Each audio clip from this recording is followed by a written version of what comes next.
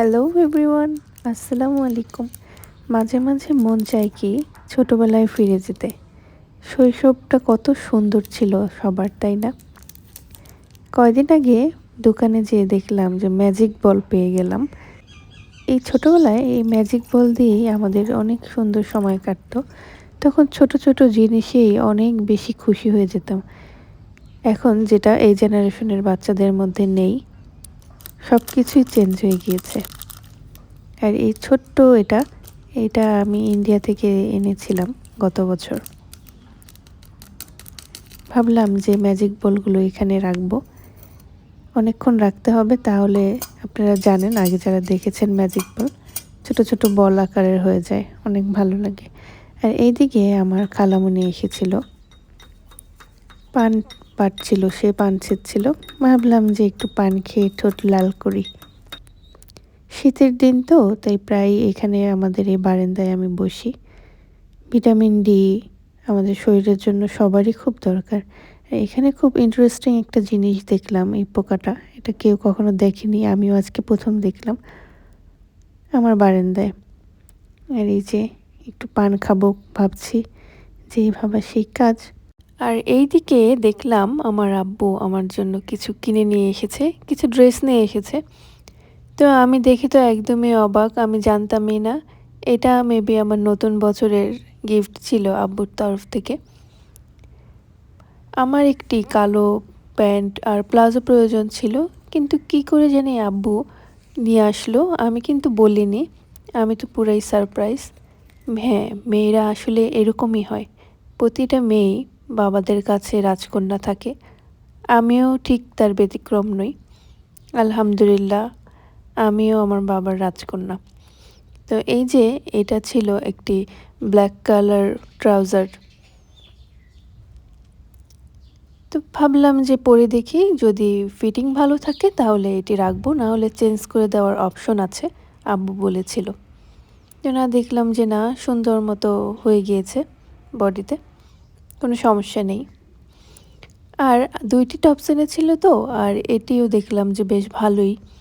এটা একটু লং ছিল আগেরটার তুলনায়, তো এটাও ট্রায়াল দিয়ে ফেললাম। এগুলো ছিল আমার আজকের শপিং। আমার না, আমার আব্বু আমাকে দিয়েছে।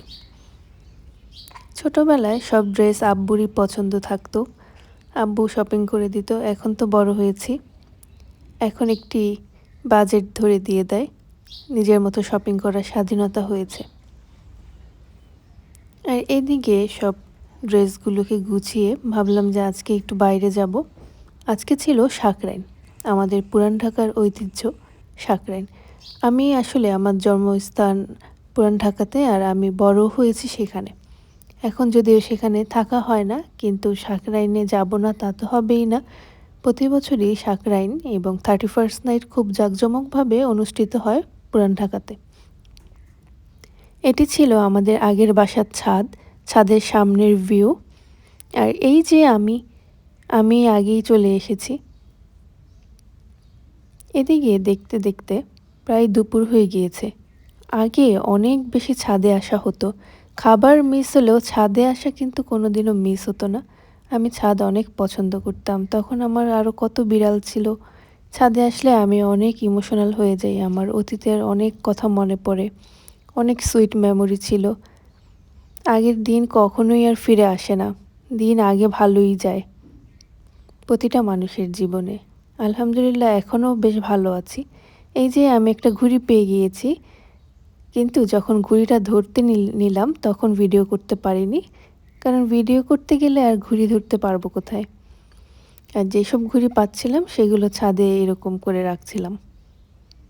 দেখতে দেখতে অনেকেই দেখলাম ছাদে, আমাদের ছাদে আসছে। প্রতিটা ফ্ল্যাট থেকে ভাড়াটিয়া যারা, সবাই আসছে ছাদে। সাকরাইন বলে কথা, সবাই ছাদে উঠবে স্বাভাবিক। আমি দূরে থাকলেও এখনও আসতে কিন্তু ভুলিনি, আমি ঠিকই, আমার মনে থাকে কবে সাকরাইন হয়। আর অনেকের সাথেই দেখা হয়ে গিয়েছিল, এটা খুব ভালো লাগলো। আশেপাশের ছাদে অনেককেই চিনি, তাদের সাথে দেখা হয়ে গিয়েছে, তারাও আমাকে দেখে হাত দিয়ে ইশারা করছে যে কেমন আছে, এরকম বোঝাচ্ছিল।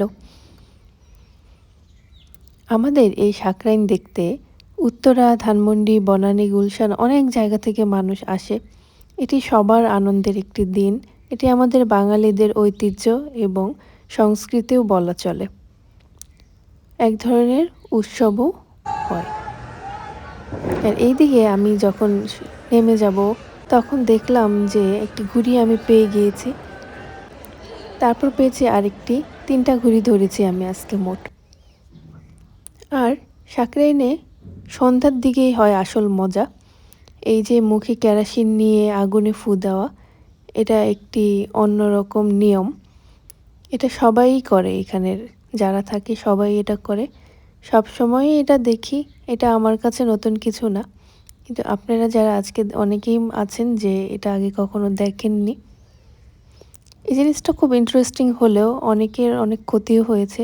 আমি শুনেছি একজনের দাড়ি ছিল, সে এরকম করতে যেয়ে তার দাড়ি পুড়ে গিয়েছিল আনফরচুনেটলি। সব রকমের আনন্দেই ঘেরা আজকের এই সাকরাইন। এই তো দেখতে দেখতে এখানে প্রায় সন্ধ্যা হয়ে গেল।